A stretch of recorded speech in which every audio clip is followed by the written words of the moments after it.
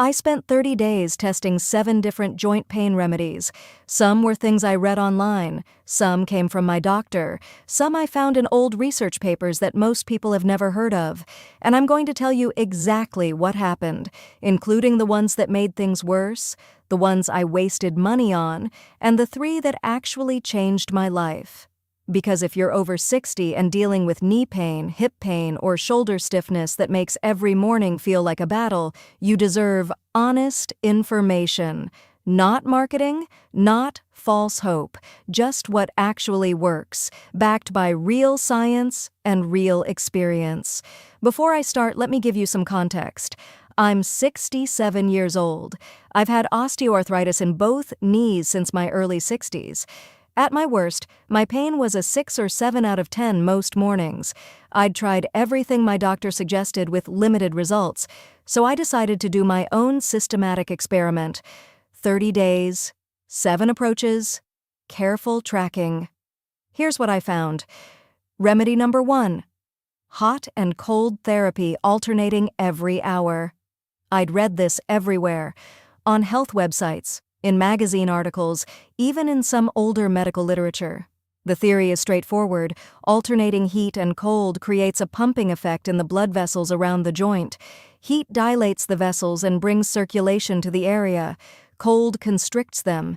The alternation supposedly flushes out inflammatory compounds and promotes healing. I tried it diligently for a full week. 20 minutes of a heating pad, then 20 minutes of ice wrapped in a cloth. Every 2 hours, all day long. Result? No meaningful change in my pain levels. The heat felt pleasant in the moment, relaxing, like a warm bath. The cold was uncomfortable but manageable. But after 7 days of this routine, my baseline pain hadn't changed at all. Now, to be fair, the evidence for this approach in chronic joint conditions is genuinely mixed. For acute injuries, a fresh sprain, a new muscle pull, alternating therapy has decent research support. But for chronic osteoarthritis in people over 60, the large systematic reviews don't show consistent benefit. Your joint isn't newly injured, it's chronically inflamed. The mechanism doesn't quite apply the same way. Remedy number 2, high-dose turmeric supplements, 3 grams daily. Turmeric has gotten enormous attention in recent years for its anti-inflammatory properties. The active compound, curcumin, has genuinely interesting effects in laboratory and animal studies. The marketing around it has become almost impossible to escape.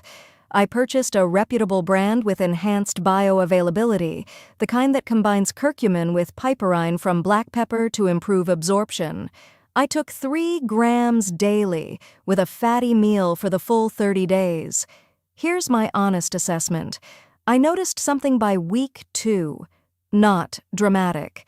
Not the transformation the testimonials on the bottle described. But there was a subtle reduction in morning stiffness that I hadn't experienced before. Some days I woke up and the first steps to the bathroom didn't feel quite as difficult, but I'm categorizing this under didn't fully work because the effect was inconsistent. 3 or 4 days I felt measurably better. Other days felt exactly the same as before. The human research on turmeric for joint pain is promising but not conclusive. Several small trials show modest benefits. The large, rigorous trials haven't been done yet. My conclusion: turmeric might be worth trying as part of a broader approach, but don't expect a miracle, and don't spend a fortune on premium supplements thinking they'll solve the problem. Remedy number 3, glucosamine and chondroitin at standard doses. These have been the best-selling joint supplements in America for decades. The theory is that they provide raw materials for cartilage repair. Glucosamine as a building block, chondroitin as a structural component that retains water in cartilage tissue. The research is actually quite extensive on these, more studies than almost any other supplement. And the honest conclusion from the best research, including the major GAIT trial funded by the National Institutes of Health, is complicated. For people with severe joint pain, glucosamine and chondroitin may provide meaningful benefit. For people with mild to moderate pain, the evidence is much weaker.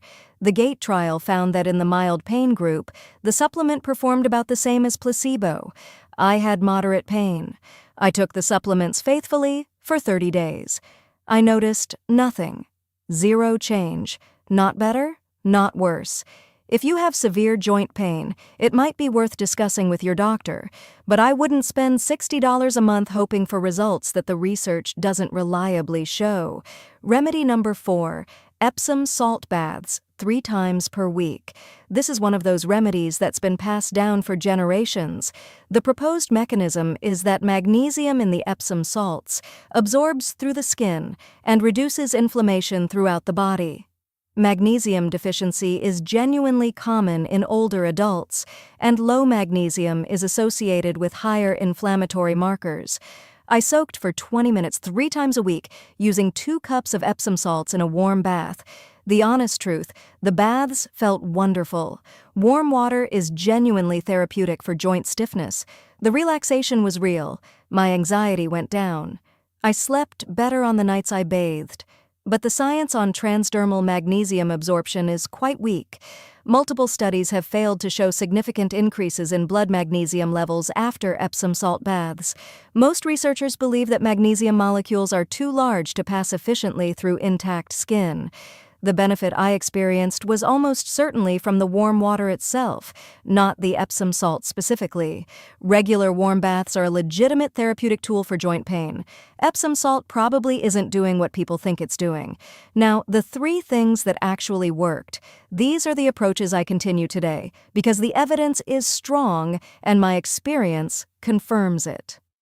Remedy number 5, daily walking with specific biomechanical modifications, not just any walking.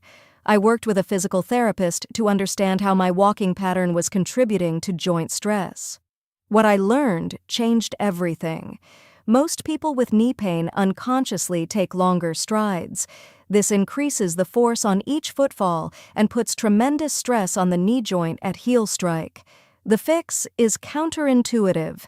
Take shorter, more frequent steps, the same distance, same pace, but with roughly 10% more steps. I also learned to walk with a very slight forward lean from the ankles, not the waist, which shifts the center of gravity forward and reduces loading on the posterior knee compartment. I walked 30 minutes every morning. Within 2 weeks, my pain score dropped from an average of 6 to an average of 3. Within 4 weeks, it was down to 2. I was genuinely shocked. The research is clear on this. Regular walking is one of the most evidence-supported interventions for knee osteoarthritis. The key insight is that movement, the right kind of movement, actually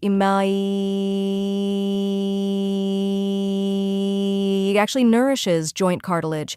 Cartilage has no direct blood supply. It gets nutrients through the compression and release of movement. When you stop moving to protect a painful joint, you actually accelerate cartilage degradation. Movement, done with proper mechanics, is genuinely medicine. Remedy number 6, progressive resistance training twice weekly.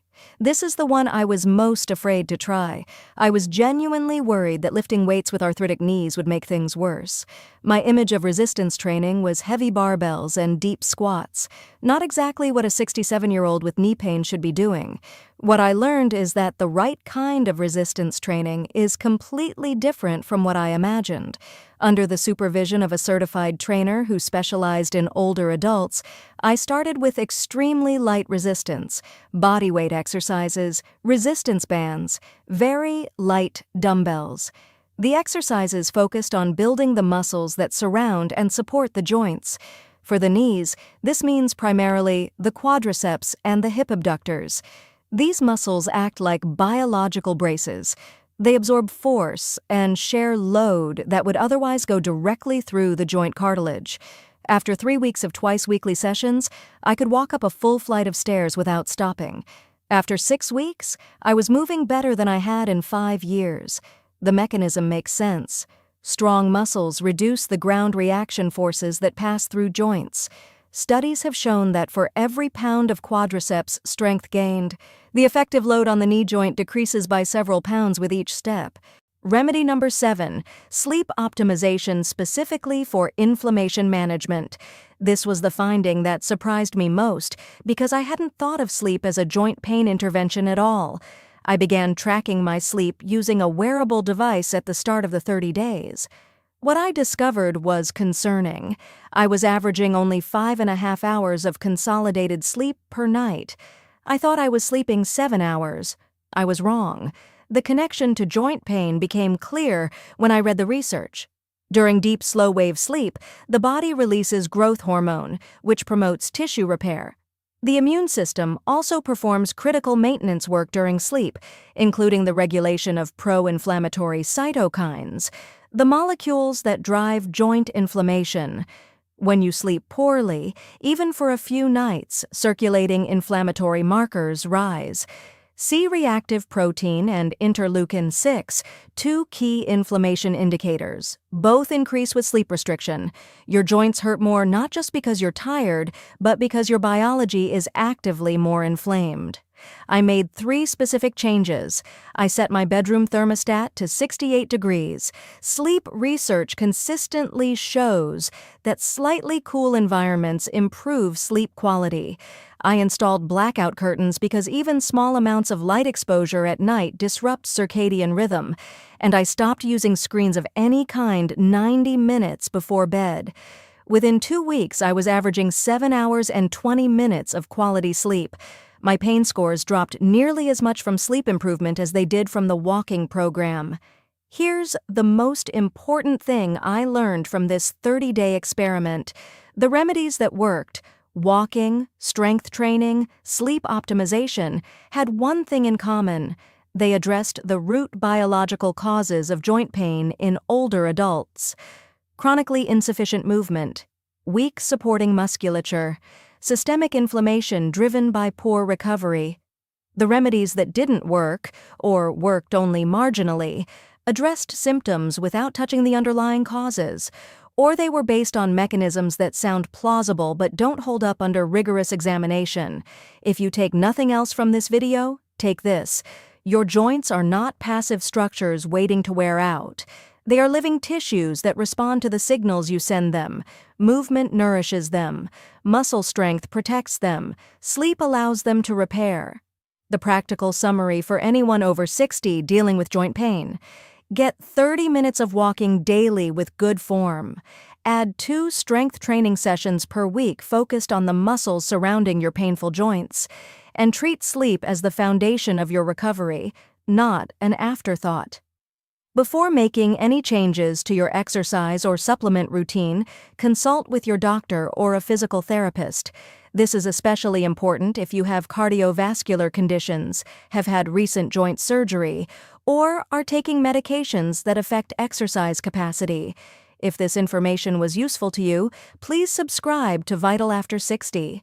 We publish new evidence-based health content every week, specifically for people over 60 who want to move freely, live without daily pain, and stay independent for as long as possible. Thank you for watching, and I genuinely hope you feel better.